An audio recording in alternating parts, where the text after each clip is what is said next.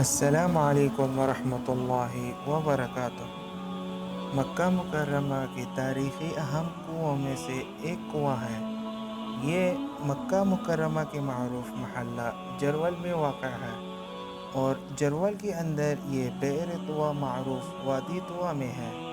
اس کنویں کی جگہ پر رسول اللہ صلی اللہ علیہ وسلم نے فتح مکہ کے موقع پر ایک رات گزاری تھی، اور یہی وہ مقام ہے جہاں سے رسول اللہ صلی اللہ علیہ وسلم نے فتح مکہ کے وقت اپنے لشکر کو تقسیم کیا تھا۔ حضرت زبیر ابن عوام کو رضی اللہ عنہ حکم دیا کہ وہ مکہ میں اپنے ساتھیوں کے ساتھ ثنیہ کے علاقہ سے داخل ہوں، جس سے آج کل حجون کہا جاتا ہے۔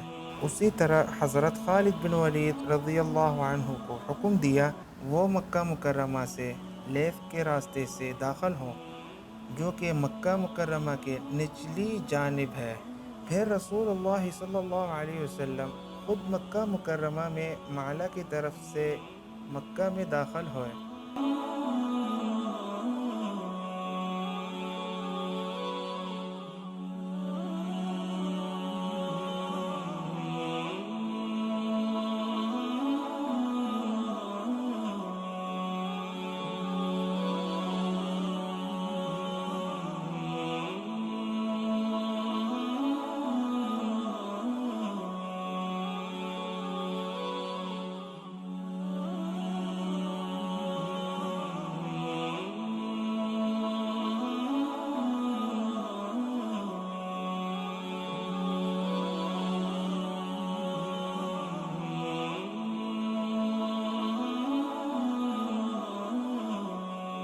بئر طویٰ زمانہ قدیم سے ہی پتھروں سے بنا ہوا ہے، اور یہ بھی کہا جاتا ہے اس کنویں کو عبد الشمس ابن عبد مناف نے کھودا تھا۔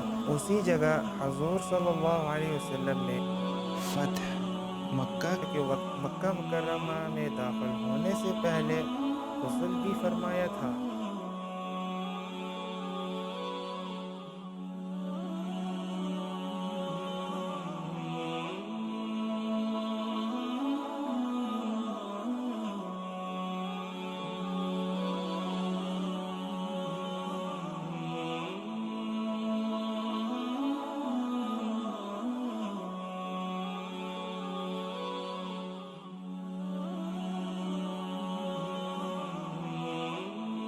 بہرحال بئر طویٰ کے بارے میں بعض اہم معلومات سے میں نے آپ کو واقف کرایا۔